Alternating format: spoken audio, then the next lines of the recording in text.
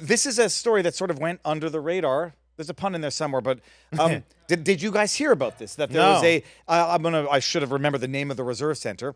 3 Humvees, binoculars, bayonets. What else was there that was particular? Oh yes, machine gun mounts, machine gun tripods, and they tried to break in to steal uniforms from a reserve center in, I'm going to forget the name now. It's like 45 minutes south of Los Angeles. Nobody knew that this happened. So. I mean, it's amazing. If we pull up the tweet there, and we'll see what the items that they stole. But this occurred on Saturday. Tustin, California. There you go. The Tustin Army Reserve Center in it's just south of Los Angeles. Okay. I'm sitting there on a Saturday, and I see a tweet, and I trust but verify, or don't trust anything and verify everything. It's a true story. There no cameras for whatever the reason. They didn't get this on video footage because the cameras were either in another direction. The reserve center was robbed. They broke in and stole 3 Humvees, one of which is an armored Humvee. Armored Humvee, 2 cloth Humvees, bayonets, which everybody, if you think they're harmless, antiquated weapons, go watch the movie The Rape of Nanking. Knife on top of a freaking rifle. No, but it's like you watch the documentary The Road to Nanking or The Rape of Nanking, World War II, what the Japanese did to the Chinese. They're not nothing. And binoculars, medical equipment, disappeared. No cameras. It's sort of like Epstein's jail cell again. Yeah, weird. And this is an actual story that just goes under the radar. They found subsequently 2 of the 3 Humvees, the cloth ones, but not the armored one. Oh, great. And they haven't found the bayonets, the machine gun tripods and mounts. And some people are saying, like those machine gun tripods and mounts are useless unless you have a machine gun.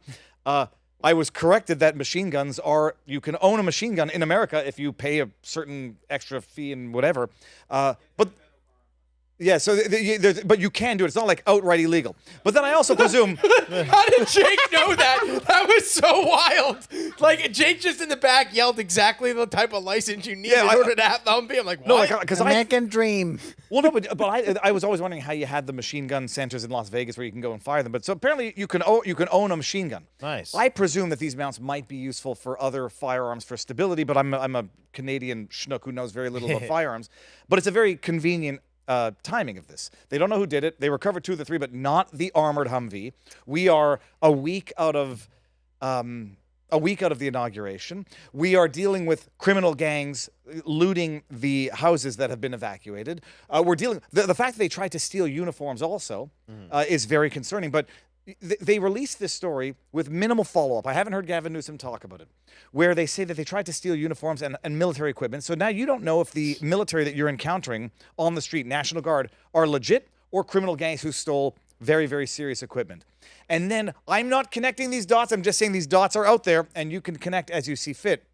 I also saw a story today about how DJI, the drone company, updated, not upgraded because it's sort of a downgrade, their geofencing limitations or lack thereof, absence thereof now with their drones.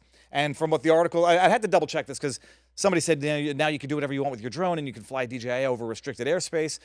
It says in the zones, there's an in-app alert which will tell operators when they're flying too close to restricted airspaces.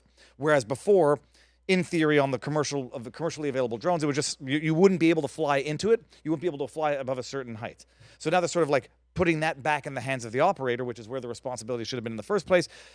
As a drone enthusiast, I know that it's sort of an illusory protection because you could bypass that or circumvent it regardless. Is that the company that hit one of the planes that was putting out the fires? So that's okay, and that's another amazing thing where Quebec, my home province, dedicated 2 of those water picking up planes to California. One of which struck a drone that was flying in the fire spaces and was grounded. So I don't know why California doesn't have enough of these on their own. It's only the size of Canada, or at least the population of Canada, with a GDP that's 50% more than Canada. They don't have their own water planes.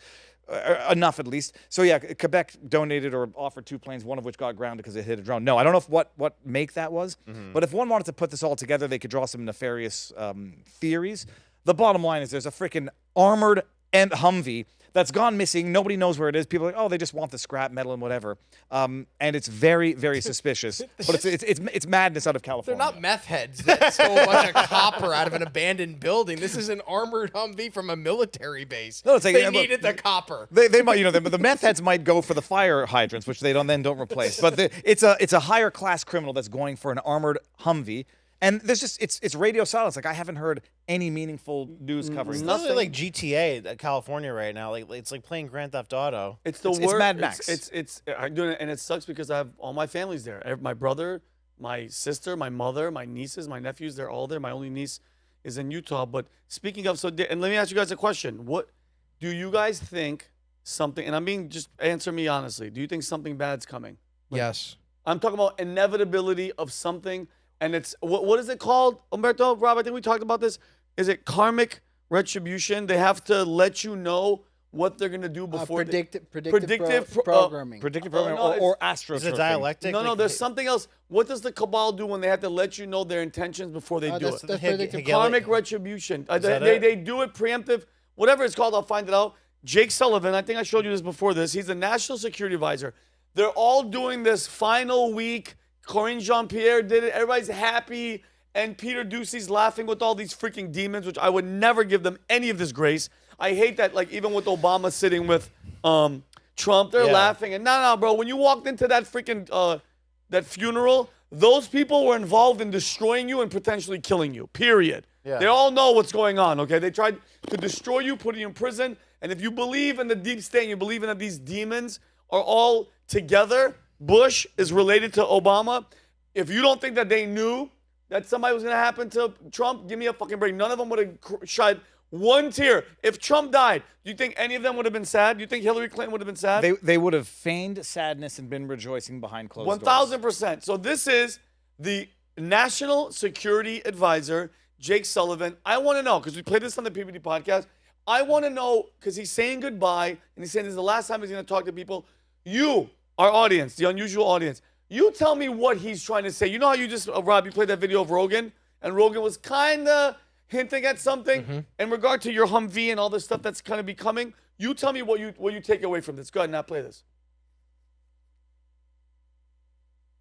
I just will say one last word, which is I hope this is my last time at this podium, at least for a little while. I don't mean that in a negative sense. I mean, the only thing that would bring me back is an unexpected event in the next few days, which, as you all know, is totally possible given everything you've seen over the course of the past year. He just said, pause it. But if it is, in fact, my last time. We're going to go back to that. Rewind it halfway. Go ahead. No, I love. He says, I hope I don't mean it in a negative way, but something terrible might happen. Sorry. Then you do mean it specifically in a negative way. No. He said, Totally I'm possible, expecting as an you all event. know, That's is what he said.